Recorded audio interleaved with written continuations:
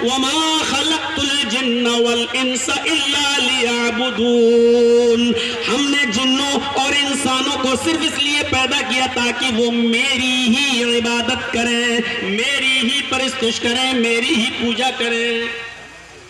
اصلی مقصد سے جوڑ دیجیے۔ اب عبادت کا مفہوم بہت وسیع ہے۔ اب آپ یہ نہ سمجھیں کہ صرف نماز پڑھنا ہی عبادت ہے۔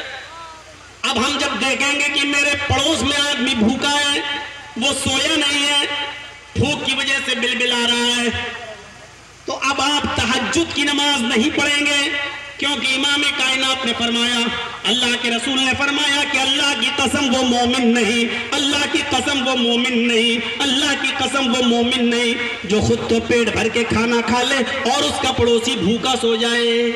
اب پڑوسی بھوکا سو رہا ہے، اس کی فکر آپ کے اوپر، آپ کی ذمہ داری ہے۔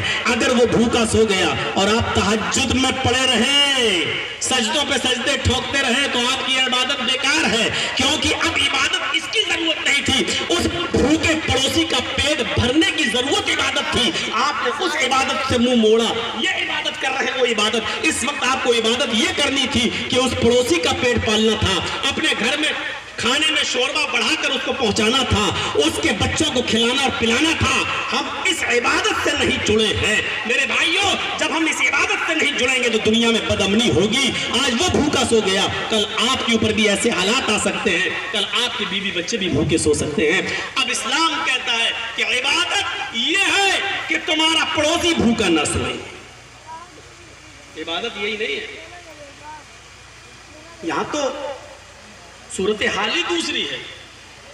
یہ آدمی اتنا زیادہ آگے کیسے بڑھ رہا ہے، پیسے میں، دولت میں۔ ہمیں اپنی پریشانی سے، تکلیف سے اتنی تکلیف نہیں ہے جتنا آپ کے آرام سے ہمیں تکلیف ہے۔ ہماری عادت بڑی عجیب ہے، جو کچھ ملا ہم اس کو اکیلے، ہم کسی کو نہیں دیں گے۔ ایک گاؤں میں ایک بیل مر گیا اور ایک کتا اس کو نوچ نوچ کے کھا رہا ہے۔ گاؤں کے دوسرے کتے کو بدبو لگی، وہ بھی آیا اور گاؤں کے دوسرے کتے اس بیل کو کھانے کے لیے آگے بڑھے تو اس کتے نے بھونک بھونک کر ان کو بھگا دیا۔ کتنا کھا لے گا یہ کتا؟ 2 کلو، 3 کلو، 4 کلو، 5 کلو؟ ارے یہاں تو 3 کنٹل پڑا ہوا ہے۔ لیکن کتے کی صفت یہ ہے کہ برباد ہو جائے، ختم ہو جائے، مٹتا ہے تو مٹ جائے، لیکن دوسرے کتے کو ہم کھانے نہیں دیں گے۔ مثال بہت کڑوی ہے لیکن سننا پڑے گی، تمہیں نہیں، تمہارے باپ کو بھی، کیونکہ اتھارٹی، ایک پاور مجھے آپ نے نہیں دیا بولنے کا۔ یہی صفت آج ہمارے اندر بھی آ گئی ہے، جتنا آ رہا آنے دو، کسی کو ہم دیں گے نہیں، چاہے برباد ہو جائے ہمارے ہاں، لیکن ہم آپ کو نہیں دیں گے۔ یہ صفت آج ہمارے اندر آ چکی ہے۔ ہم اپنی تکلیف سے پریشان نہیں ہیں جتنا دوسرے کے سکھ سے ہم پریشان ہیں۔ سڑک پر ایک چھری پڑی ہوئی تھی، کسی قصاب نے بکری کاٹی تھی، ذبح کی تھی، اور بکری کاٹنے کے بعد وہ چھری اسی جگہ بھول گیا۔ اس چھری کے اوپر بکری کا خون لگا ہوا تھا۔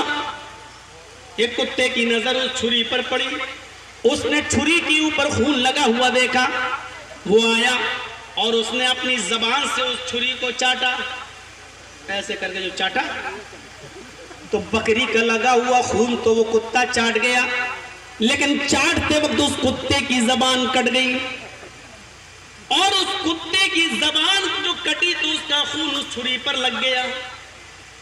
کتا سمجھا کہ ابھی بکری کا خون اور باقی ہے، اس نے پھر دوسری زبان پھر دوبارہ چلائی، وہ دوسری جگہ سے کٹ گئی۔ کتا سمجھا بھی بکری کا خون اور زیادہ موجود ہے، وہ بار بار خون کو چاٹتا جا رہا ہے اور اس کی زبان اپنی جگہ سے کٹتی جا رہی ہے، لیکن وہ بکری کا خون سمجھ کے اس وقت تک چاٹتا رہا جب تک کہ اس کی زبان کٹ کر زمین کے اوپر نہیں گر گئی۔ بالآخر زبان کے کٹ جانے سے جب کچھ کھا پی نہیں سکا تو ایک دن وہ کتا مر گیا، یعنی اس نے اپنے آپ کو ہلاک کر لیا۔ آج یہی چیز ہماری سوسائٹی اور ہمارے سماج میں ہم انسانوں کے درمیان بھی آ چکی ہے۔ میرے بھائیوں، یہی چیز ہے کہ ہم دوسرے کی بھلائی دیکھ نہیں سکتے ہیں، ہم اپنے آپ کو برباد کر رہے ہیں دوسرے کو مٹانے کے چکر میں، اور اتنا برباد کر رہے ہیں، کورٹ سے لے کر کچہری سے لے کر اتنا برباد کر رہے ہیں اپنے آپ کو کہ ہمیں پتہ ہی نہیں چلتا۔ ہمارے اٹاوا کے جس نام نہاد مولوی نے ہمیں جھوٹے الزام میں پھنسایا، اس نے مجھے سزا تک دلوائی، وہاں تک پہنچا، لیکن اس نے ہمیں برباد کرنے کے چکر میں اپنے آپ کو اتنا مٹایا کہ اس کی اپنی زمین بھی بک گئی، اپنی جائیداد بھی بک گئی، اپنا سب کچھ بیچ چکا ہے۔ آج وہ قبرستان کی زمینوں پر ناجائز قبضے کرنے کی نوبت اس کی آ گئی، اس کا کاروبار بند ہو گیا۔ میرے بھائیوں، یہ کہتے ہیں کہ اور جس کو مٹانا چاہ رہا تھا اس کو دیکھو، وہ جیل کے باہر جب آتا ہے تو 2-2.5-3 ہزار آدمی اس کا سواگت کر رہے ہیں جیل کے دروازے پر، اور دوسرے ہی دن سے اس کا پروگرام شروع ہو جاتا ہے۔ میرے پیارے ساتھیوں، عزت و ذلت کا مالک دنیا میں کوئی انسان نہیں ہے، عزت و ذلت کا مالک اوپر والا ہے۔ وَتُعِزُّ مَن تَشَاءُ وَتُذِلُّ مَن تَشَاءُ، تم جس کو چاہو عزت دو، یہ نہیں، اللہ جس کو چاہے عزت دے، جس کو چاہے ذلت دے۔ عزت و ذلت کا مالک اللہ ہے، ہم اور آپ نہیں ہے۔ اس لیے یہ تصور اپنے دماغ سے نکالیے، عبادت کا مفہوم بڑا وسیع ہے، ہم لوگوں کو ان کے اصلی مقصد سے جوڑ دیں، یہی عبادت۔ بیوی ناراض ہے، اب آپ جا رہے ہیں نفلی نماز پڑھنے، نہیں، اب پہلے بیوی کو مناؤ، یہ عبادت ہے۔ اللہ کے نبی فرماتے ہیں جس نے ایک لقمہ اٹھایا اور پیار سے وہ لقمہ اپنی بیوی کے منہ میں ڈال دیا، پیار سے وہ لقمہ اپنے ہاتھ سے اپنی بیوی کو کھلایا، تو اس پر بھی ثواب ہے، ثواب عبادت پر ملتا ہے۔ اب آپ نفلی نماز پڑھیں گے، یہ عبادت نہیں ہے۔ عبادت کا مفہوم یہ ہے کہ اب آپ کی بیوی ناراض ہے تو آپ اپنی بیوی کو منائیے، اس کو کھلائیے، اس کو کھلانا عبادت ہے، اس کو منائیے، اس کو منانا عبادت ہے۔ زیادہ دیر تک اس سے ناراض نہ رہیے، نہ اس کو رہنے دیجیے، عبادت ہے۔ میرے بھائیوں، نماز ہو چکی، اب نکلو، اب مسجد میں مت بیٹھو، یہاں تک کہ جمعے کی نماز بھی آپ نے پڑھ لی، اب آپ مسجد میں مت بیٹھو۔ اب کیا ضرورت ہے تسبیح گھمانے کی؟ اب کیا ضرورت ہے عصر تک اس مسجد میں بیٹھنے کی؟ اب کیا ضرورت ہے اللہ اللہ کرنے کی؟ تم نے نماز پڑھ لی، اب نکلو، غریب انسان ہو، اپنی بیوی اور بچوں کے لیے محنت کرو، ان کے لیے کماؤ، یہ عبادت ہے۔ فَإِذَا قُضِيَتِ الصَّلَاةُ فَانتَشِرُوا فِي الْأَرْضِ، جب جمعے کی نماز مکمل کر لو، پوری کر لو، تو مسجد میں مت بیٹھے رہو، مسجد سے باہر نکلو۔ فَانتَشِرُوا فِي الْأَرْضِ، زمین میں پھیل جاؤ۔ وَابْتَغُوا مِن فَضْلِ اللَّهِ، اللہ نے جو رزق اتارا ہے، اللہ نے جو روزی اتاری ہے، اس کو تلاش کرو، اپنے بیوی بچوں کے لیے محنت کرو، ان کو کھلاؤ پلاؤ، پالو پوسو، اور ان کی اچھی تعلیم و تربیت کرو، یہی تو عبادت ہے۔ ہم نے عبادت کا مفہوم یہ سمجھ لیا، صبح اٹھو اور شام تک اللہ کرتے رہو، اور شام کو جب کوئی پوچھے کھانا کہاں سے آئے گا تو محلے والوں کے اوپر بوجھ بن جاؤ کہ وہ لوگ کھلائیں گے اور پلائیں گے۔ ہم نے عبادت کا مفہوم یہ سمجھ رکھا ہے، یہ عبادت کا مفہوم نہیں ہے۔ ہم نے لوگوں کو اصلی مقصد سے دور کر دیا ہے۔ ہم اللہ کی عبادت سے لوگوں کو جوڑ دیں، امن و امان پیدا ہو جائے گا، امن و امان پیدا ہو جائے گا، سکون ہی سکون پیدا ہو جائے گا۔ وَمَا خَلَقْتُ الْجِنَّ وَالْإِنسَ إِلَّا لِيَعْبُدُونَ، ہم نے جن اور انسانوں کو صرف اس لیے پیدا کیا ہے تاکہ وہ میری ہی عبادت کریں۔ ایک چیز ہوتی ہے عبد، بندہ، ایک چیز ہوتی ہے عبادت، بندگی، ایک چیز ہوتی ہے عابد، عبادت کرنے والا، اور ایک چیز ہوتی ہے معبود، جس کی عبادت کی جائے۔ دیکھ رہے ہیں، عبد، ہم اور آپ کون ہیں؟ عبد، اللہ کے بندے، نماز پڑھ رہے ہیں، روزہ رکھ رہے ہیں، بیوی کو اپنے ہاتھ سے کھانا کھلا رہے ہیں، یہ کیا ہے؟ عبادت، بندگی۔ ہم جو کر رہے ہیں اپنے ہاتھ سے، ہم کون ہوئے؟ عابد، عبادت کرنے والے. اور یہ عبادت ہم جس کے لیے کر رہے ہیں وہ کون ہے؟ معبود، جس کی عبادت کی جائے. ایک عابد میں اور معبود میں بڑا گہرا ربط ہونا چاہیے. ہم عبد کے معنی غلام، ہم اللہ کے غلام ہیں، نوکر نہیں، سروینٹ نہیں ہے. نوکر کیا ہوتا ہے؟ جرجی صاحب نے ایک مدرسہ کھولا، ایک اسکول کھولا، آپ اس مدرسے میں ٹیچر ہیں. آپ صبح آئیں گے 7 بجے اور 12 بجے چھٹی. 7 بجے سے لے کر 12 بجے تک آپ ہمارے یہاں سروس کر رہے ہیں، آپ ہمارے سروینٹ ہیں، لیکن غلام نہیں ہیں. ہم نے آپ کو خریدا نہیں ہے. 12 بجے کے بعد بھی آپ آئیے، 1 بجے بھی آئیے، رات میں بھی آئیے، نہیں، کیونکہ ہم نے آپ کو خریدا نہیں ہے. سروینٹ میں اور غلام میں فرق ہوتا ہے. غلام اس کو کہتے ہیں جس کو خریدا گیا. عرب کے اندر پہلے غلام بیچے جاتے تھے اور خریدے جاتے تھے. جب ہم نے کسی کو قیمت دے کر خرید لیا تو وہ ہمارا نوکر نہیں ہے. ہمیں رات کے 12 بجے بھی اٹھانا پڑے گا تو اس کو اٹھنا پڑے گا. ہمیں رات کے 2 بجے بھی اس سے کام لینا ہے تو ہم اس سے کام لیں گے، کیونکہ ہم نے اس کو خریدا ہے. وہ ہمارا غلام ہے، نوکر نہیں. اللہ رب العالمین نے فرمایا تم میرے بندے ہو، میرے غلام ہو، نوکر نہیں. تم اتنی ڈیوٹی دینے کے بعد فری نہیں ہو جاؤ گے. صبح فجر میں اٹھے، نماز پڑھی اور گھر میں چلے گئے، نہیں. جب ہم چاہیں گے تم ہمارے غلام ہو. ہم نے اپنی جنت کے بدلے تمہیں خرید لیا ہے. ہم تمہاری جانیں بھی جب مانگیں گے تو تمہیں دینا پڑے گا.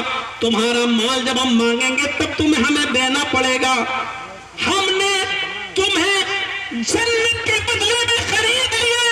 تمہاری جانوں کو بھی تمہیں بھی ہم نے خرید لیا. تم ہمارے غلام ہو، تم ہمارے نوکر نہیں ہو کہ ڈیوٹی نبھائی اور چل دیے.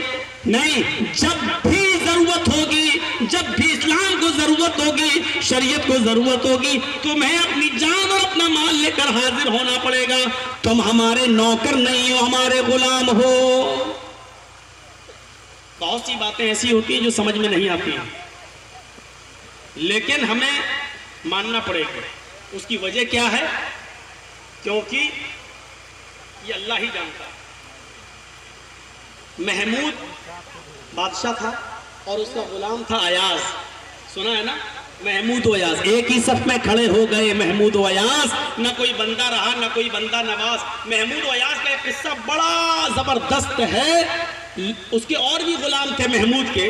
ان غلاموں نے شکایت کی محمود سے کہ آپ جتنا پیار، جتنی چاہت، جتنا لگاؤ آپ کا ان سے ہے، ایاز سے، اتنا آپ دوسرے غلاموں کو تو اہمیت نہیں دیتے ہو. کیا وجہ ہے؟ اے محمود، ہم بھی تو آپ کے غلام ہیں، اور بھی 15-20 جو لوگ ہیں وہ آپ کے غلام ہیں، لیکن اتنا پیار، اتنی محبت آپ ہمیں نہیں کرتے ہو جتنا آپ ایاز سے کرتے ہو. اس کی وجہ کیا ہے؟ محمود نے کہا تم نے ہمارے اوپر الزام لگا دیا ہے کہ میں اوروں کو پیار کم کرتا ہوں، اوروں کو کم چاہتا ہوں اور ایاز کو زیادہ چاہتا. ان غلاموں نے کہا ہاں یہی وجہ ہے، ہم دیکھتے ہیں.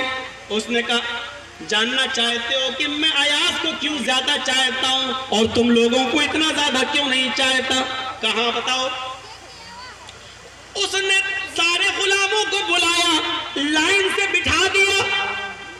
محمود نے سارے غلاموں کو لائن سے بٹھا دیا، ایاز کو بھی بٹھا دیا، اور سب کے ہاتھ میں اس نے، بادشاہ نے، محمود نے ایک ایک ڈائمنڈ کا، ہیرے کا ہار دے دیا.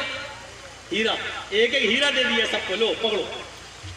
اور سب کے ہاتھ میں ایک ایک ہتھوڑی بھی دے دی، ایک ہیمر ہتھوڑا بھی دے دیا، لو.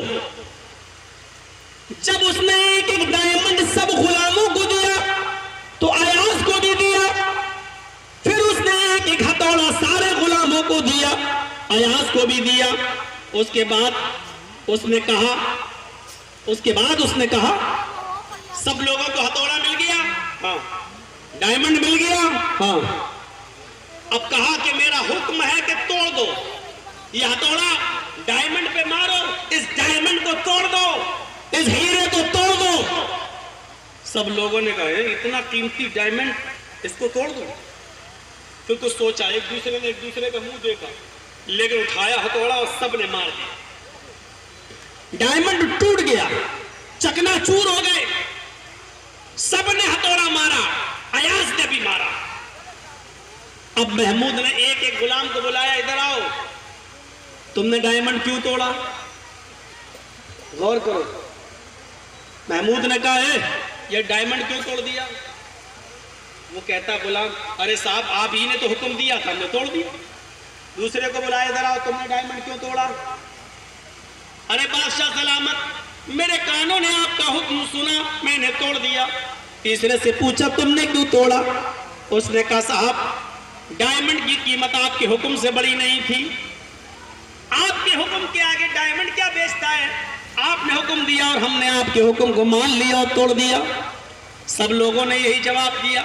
جب ایاز کی باری آئی، ایاز ادھر آؤ، ڈائمنڈ تو تم نے بھی توڑا، ہتھوڑا تو تم نے بھی مارا، تم نے اس ڈائمنڈ کو کیوں توڑا؟ تو ایاز نے اتنا خوبصورت جواب دیا تمام لوگوں کے سامنے، تمام غلاموں کے سامنے۔ ایاز نے کہا بادشاہ سلامت آپ نے حکم دیا کہ توڑ دو، میں نے اپنے کانوں سے سنا توڑ دو، میں نے عقل میں آپ کا حکم کو اپنی عقل میں توڑایا، پھر میں نے سوچا کہ توڑوں یا نہ توڑوں۔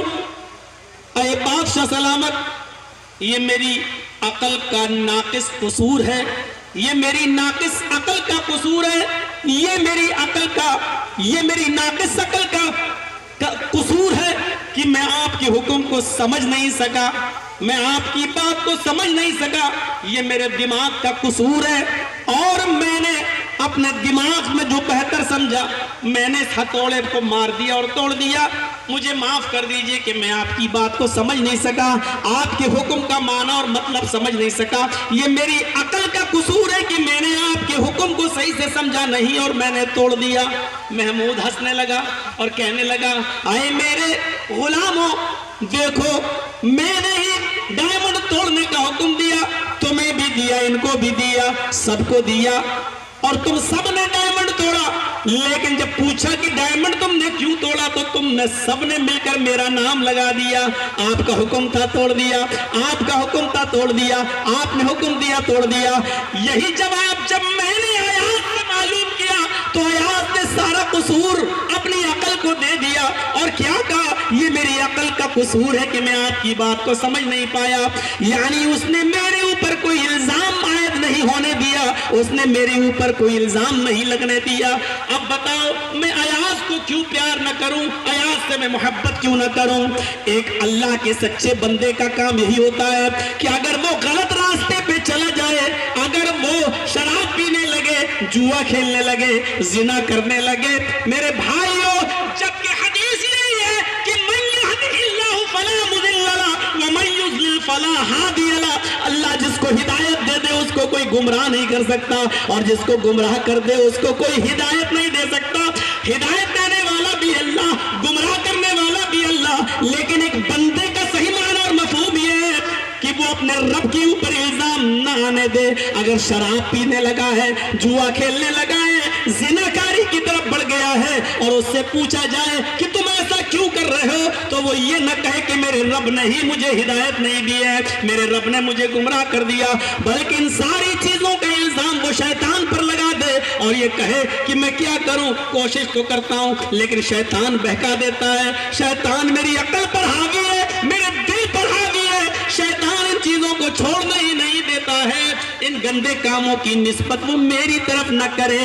میرے پیارے ساتھیوں اللہ کے بندے میں، سچے بندے میں یہی نسبت ہونی چاہیے، ایک بندے کا اور اپنے معبود کے، ایک عابد کا اپنے معبود کے ساتھ یہی برتاؤ ہونا چاہیے کہ اگر وہ کوئی نیک کام کرے، اچھے کام کرے تو کہے الحمدللہ اللہ نے مجھے ہدایت دی ہے، اللہ نے مجھے نیک عمل کی سعادت سے نوازا ہے، لیکن جب وہ کوئی غلط راستے پہ چلے تو کہے کہ شیطان نے ہمیں بہکا دیا ہے، اس کی نسبت وہ اپنے رب کی طرف نہ کرے، اللہ کی طرف نہ کرے۔ تو میرے بھائیوں یہ ایک عابد اور معبود میں فرق ہوتا ہے، ہم سب اللہ کے بندے ہیں، غلام ہیں، نوکر نہیں۔ ہم جب لوگوں کو اللہ کی عبادت سے جوڑیں گے تو سن لیجئے اس میں بہت سی چیزیں آپ کو ایسی نظر آئیں گی جو آپ کی عقل میں آئیں گی اور بہت سی چیزیں ایسی ہیں جو آپ کی عقل میں نہیں آئیں گی۔ عبادت نام ہے، شریعت کے مطابق اپنے آپ کو اسلام کے اوامر و منہیات نواہی کے آگے سرنڈر کر دینے کا۔ ہماری عقل میں آئے یا نہ آئے، ہمیں اپنے آپ کو سرنڈر کرنا ہے، اسی کا نام عبادت ہے۔ کبھی کبھی ایسی باتیں ہمارے خیالات میں، ہمارے دماغ میں آئیں گی کہ جب ساری کائنات کو اللہ نے پیدا کیا تو پھر اللہ کو کس نے پیدا کیا؟ نعوذ باللہ، ایسے سوالات آئیں گے اور دوسرے لوگ آپ کو بہکائیں گے بھی اور آپ سے سوال بھی کریں گے، یہ کیا بات ہے کہ اسلام کے اندر ایک مرد کو 4 نکاح کی اجازت دی گئی ہے، لیکن ایک عورت اگر 4 مرد رکھنا چاہے تو اس کو اجازت کیوں نہیں ہے؟ ایسے سوالات دنیا آپ سے کرے گی، یہ کیا بات ہے؟ جب ماں کے پیٹ سے کوئی بچہ پیدا ہو، اگر وہ لڑکا ہے اور پیشاب کر دیتا ہے تو اس کے پیشاب کو دھونے کی ضرورت نہیں ہے، صرف چھینٹا مارنے سے کام چلے گا۔ لیکن اگر لڑکی پیدا ہوئی ہے اور لڑکی کسی کے کپڑے پر پیشاب کر دے، کسی کے جسم پر، تو لڑکی کے پیشاب کو دھویا جائے گا۔ لڑکے اور لڑکی میں یہ فیصلہ، یہ فرق کیوں ہے؟ لڑکے کا پیشاب نہ دھویا جائے، لڑکی کا پیشاب دھویا جائے۔ بہت سی چیزیں ایسی ہیں جو ہمیں صرف ماننا پڑیں گی، چاہے وہ ہماری عقل میں آئیں یا نہ آئیں۔ یہی فرق ہے اسلام اور سیکولر نظام حیات۔ 2 چیزوں کو حصول علم کا ذریعہ مانتی ہے۔ حصول علم کے ذرائع آنکھ، ناک، کان، زبان، ہاتھ۔ یہ مائک ہے، ہم اندھے ہیں، ہمیں دکھ نہیں رہا ہے۔ اب ہمیں کیسے پتا چلے کہ مائک ہے؟ اب ہم ہاتھ سے چھو کے، ہاں اب پتا چل گیا، یہ علم حاصل ہو گیا ہے ہمیں کہ یہ مائک ہے۔ ہاتھ سے ہم نے علم حاصل کر لیا۔ یہ موبائل ہے، ہم نے آنکھ سے دیکھ لیا موبائل ہے، علم حاصل ہو گیا۔ موبائل کا علم، ہماری آنکھ نے دیکھ لیا موبائل، ہم اندھے ہیں، چھو لیا نہیں، ہلو ہاں موبائل ہے۔ کان کے ذریعے ہم نے پتہ لگا لیا، کسی نے بتایا صاحب یہ موبائل ہے، تو حصول علم کا ذریعہ آنکھ، ناک، کان، زبان۔ یہ پانی اچھا ہے کہ خراب ہے پتہ نہیں ہے، والا ٹھیک ہے، اچھا ہے، تازہ پانی۔ یہ زبان بھی ایک ذریعہ ہے علم کے حصول کا۔ آنکھ، ناک، کان، زبان اور ہاتھ۔ اور کبھی کبھی یہ چیزیں کام نہ آئیں تو ایک اور ذریعہ ہے عقل، حصول علم کا ذریعہ عقل۔ عقل سے آدمی سوچتا کہ یہ کروں کہ نہیں کروں، ہاتھ نہیں بتاتا، زبان نہیں بتاتا۔ اب جوا ہے، جوا کھیلنا یا نہیں کھیلنا، اب عقل سے کام لو، جوا کھیلنا صحیح ہے کہ نہیں ہے۔ تو سیکولر نظام حیات یہی کہتی کہ 2 چیزیں حصول علم کا ذریعہ ہیں، آنکھ، ناک، کان، زبان، ہاتھ، یہ ایک چیز، اور جب یہ بند ہو جائے تو عقل۔ لیکن اسلام کہتا ہے 3 چیزیں حصول علم کا ذریعہ ہیں، آنکھ، ناک، کان، زبان، ہاتھ۔ یہ ایک چیز ہو گئی، اور جب یہ کام نہ کرے تو عقل سے سوچو یہ غلط ہے یا صحیح۔ اور پھر ایک ایسا مقام آ جاتا ہے جہاں عقل کوئی فیصلہ نہیں کر پاتی ہے، عقل بھی سوچنے اور سمجھنے پر مجبور نہیں، وہ عقل بھی کام نہیں آتی ہے، تو وہاں پر ایک حصول علم کا ذریعہ ہے وحی الہی، وہاں ایک حصول علم کا ذریعہ ہے جبرائیل امین کی آمد، وہی حصول علم کا ایک ذریعہ ہے قرآن اور حدیث۔ یہ 3 چیزیں حصول علم کا ذریعہ ہیں۔ بلکہ میں صاف صاف یہ کہہ دوں کہ جب عقل کام کرنا بند کر دے اور عقل کسی بات کا فیصلہ نہ کرے، تب تیسرا علم ہی کام آتا ہے، اور وہ ہے حصول علم کا تیسرا ذریعہ وحی الہی۔ جہاں عقل کام کرنا بند کرتی ہے اور جہاں عقل کوئی کام نہیں کر سکتی ہے، فیصلہ نہیں کر سکتی ہے، وہاں وحی الہی کا ذریعہ۔ مثلاً ساری چیزوں کو اللہ نے پیدا کیا، تو پھر اللہ کو کس نے پیدا کیا؟ اب آپ اپنی عقل سے وہ سوال کر رہے ہیں جو اس عقل کے دائرے میں نہیں ہے۔ اب آپ جرجی صاحب اپنی آنکھ سے دیکھ رہے ہیں تو مجھے یہ دکھائی دے رہا ہے اور وہاں موٹر سائیکل لگی ہے وہ دکھائی دے رہی ہے، لیکن اس وقت علی گڑھوا میں کیا ہو رہا ہے ہمیں نہیں دکھائی دے رہا ہے۔ اب ہم دیکھ رہے ہیں صاحب علی گڑھوا تو ہمیں نہیں دکھائی دے رہا ہے، نوگڑھ تو ہمیں نہیں دکھائی دے رہا ہے، تو جرجی صاحب آپ اپنی آنکھ سے اب وہ کام لے رہے ہو جو آنکھ کے دائرے میں نہیں ہے۔ آپ اس وقت ہماری تقریر سن رہے ہیں، سنائی دے رہی ہے، لیکن اس وقت لکھنؤ کے اندر کس کے بھاشن اور کس کی تقریر اور اسپیچ ہو رہی ہے وہ آپ کو نہیں سنائی دے رہی ہے۔ اب آپ یہاں سے کان لگا کر لکھنؤ لگانا، مولانا صاحب لکھنؤ کی آواز تو نہیں آ رہی ہے میرے کان میں، نہیں آئے گی، کیوں؟ کیونکہ اب آپ اپنے کان سے وہ کام لے رہے ہیں جو کان کا دائرہ نہیں ہے، جو اس کے دائرے سے باہر ہے۔ آپ اس کی حیثیت اور اس کی طاقت سے زیادہ کام لے رہے ہیں۔ آنکھ دیکھتی ہے لیکن اس کا ایک دائرہ ہے، ناک سونگتی ہے لیکن اس کا ایک دائرہ ہے، اتنی دور تک کی سونگ سکتی ہے۔ دلی دربار میں کیا بنا ہے اس کا نہیں سن کے بتا سکتے آپ یہاں، اس کا ایک دائرہ ہے۔ اسی طریقے سے عقل کا کام ہے سوچنا اور غور و فکر کرنا، لیکن اس کا بھی ایک دائرہ ہے، اس کا بھی ایک دائرہ ہے۔ اس کو اس کے دائرے سے آگے بڑھاؤ گے اور اس پر اس سے کے دائرے سے زیادہ اس پر بوجھ ڈالو گے تو یہ عقل اس بوجھ کو برداشت نہیں کر سکتی ہے، عقل کا کام نہیں ہے اس کا جواب دینا۔